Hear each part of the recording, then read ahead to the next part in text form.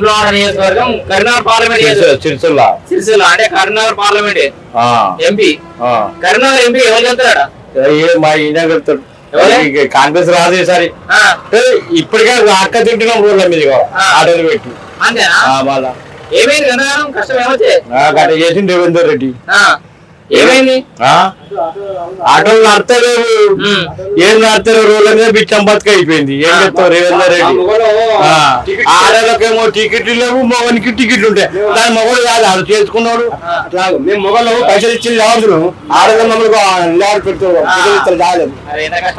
కష్టం వచ్చిన మొగలు గట్ట చేసి రేవంత్ రెడ్డి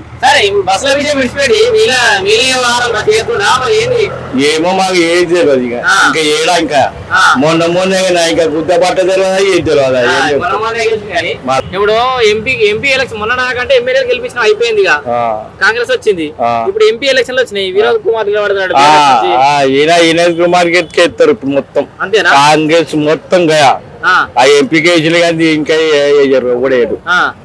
వినోద్ కుమార్ వెళ్తాడు మరి బీజేపీ నుంచి బండి సంజయ్ నిలబడతాడుగా ఆయన కూడా మంచి ఆయన కూడా మంచోడే పర్వాలేదు మరి ఎవరు ఇప్పుడు ఇద్దరికైనా పోటీ ఉంటుంది మరి ఎవరైనా ఒక్కనే గెలిపియాను నేను ఇక మన నమ్మకం కావాలి అభిమానం కావాలి ఎవరు పని చేస్తారు వాళ్ళ కేసుడు అంతే అంతే కరీంనగర్ కి ఎవరు బాగా చేసిరా ఈ నెల కరీంనగర్ బాగా డెవలప్ చేసిన ఎవరు ఉన్నారా బండి సంజయ్ చేసిండు ఎవరు చేయలేదు అంతేనా అవును బతుకమ్మ పాస్ చీర వంచిండు ఏమో పాస్ పిలేసిండు అంతే అంతే ఇంకేమున్నది మాది కూడా చేసేది ఆ మొగని కూడా ఫ్రీ పెట్టాలి కదా బస్సు పెళ్ళంతో మొగడు పోతాడుగా అట్లా లేదు పెళ్ళాన్ని కూడా నేర్చుకోపోని ఇక అట్లా చేసినాడు ఏం లేదు మాకు లేదు ఎవరికి లేదు జాబ్ చేసేదానికి కూడా ఇప్పుడు ఫ్రీ అయిపోయింది అది 89,000 సంపాదిస్తుంది ఇప్పుడు దానికి ఆల్రెడీ జగతల దాకా ఫ్రీ చేసిండు హైదరాబాద్ దాకా ఫ్రీ చేసిండు ఇక్కడ జనం కూడా మొత్తం